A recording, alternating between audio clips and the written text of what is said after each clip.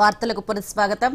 కామారెడ్డి జిల్లా గర్గుల్ గ్రామంలో people for India ఆధ్వర్యంలో అగ్రిటెక్ వారి సహకారంతో రైతులకు ఆధునిక వ్యవసాయంలో డ్రోన్ల వినియోగంపై అవగాహన కార్యక్రమాన్ని నిర్వహించారు. ఈ కార్యక్రమానికి కామారెడ్డి ఎమ్మెల్యే వెంకటరమణారెడ్డి ముఖ్య అతిథిగా హాజరయ్యారు.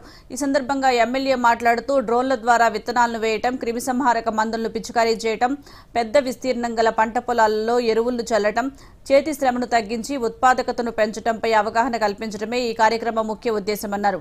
ముందుగా సంస్థ ప్రతినిధి సూరజ్ సంస్థ యొక్క లక్ష్యాలను వివరించారు. తర్వాత డ్రోన్ల వినియోగంపై ప్రదర్శన నిర్వహించారు. ఈ కార్యక్రమంలో పీపుల్ ఫర్ ఇండియా అధ్యక్షులు పబ్బతి సూరజ్, ఉపాధ్యక్షులు గరిపల్లి అరవింద్, జోసెఫ్ మారోత్, డ్రోన్స్ హైదరాబాద్ ప్రతినిధులు, వివిధ గ్రామాల రైతులు పాల్గొన్నారు.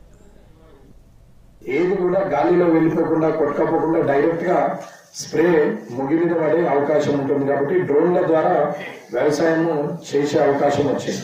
అట్లాగే దీని ద్వారానే విత్తనాలు వేయచ్చు, దీని ద్వారానే పెస్టిసైడ్ చేయొచ్చు. పొలము ఎలా ఉంది, మధ్యలో కూడా ఎలా ఉందో కూడా మనము ఈ డ్రోన్ ఆపరేటింగ్ చేసినప్పుడు ఆ స్క్రీన్ లో కూడా మనం కనపడుతూ ఉంటాం. కాబట్టి ఇది బాగానే ఉంటుంది. ఒక్కరు తీసుకోవడము రైతుగా మనకున్నటువంటి ఎక్కువ రైతుగా అనుకుంటే 5 ఎకరాలు పెద్ద రైతు, మా అంటే 10 ఎకరాలు తక్కువ. ఇక ఊర్లో 2 ఒకరు ఉంటే ఉండొచ్చు, కొన్ని ఊర్లలో వాళ్ళు కూడా లేదు. కానీ 5 ఎకరాలు 3 ఎకరాలు ఉన్న వాళ్ళు అయితే చాలా మంది ఉంటారు.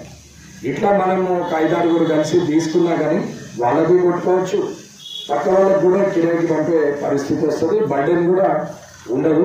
ఒకవేళ అన్ఎంప్లాయ్మెంట్ ఉన్నటువంటి రైతు 4 ఎకరాలు ఉంది, నేను మళ్ళీ పని చేయగలుగుతా, ఎట్లయితే ట్రాక్టర్ దున్నకానికి ఎట్లయితే పోతుందో, పొలము రొప్పడానికి ఎలాగైతే వెళ్తామో అట్లాగే పెస్టిసైడ్ చేయడానికి కూడా వెళ్ళగలుగుతా అనుకున్నప్పుడు అది తీసుకొచ్చి డబ్బను మొత్తం వేసుకొని పోవాల్సిన అవసరం లేదు. ఎక్విప్మెంట్ అంతా సెట్ చేసుకొని వెనక బండి మీద పెట్టుకొని కూడా పోవచ్చు, దానికి ఏమి ఇబ్బంది.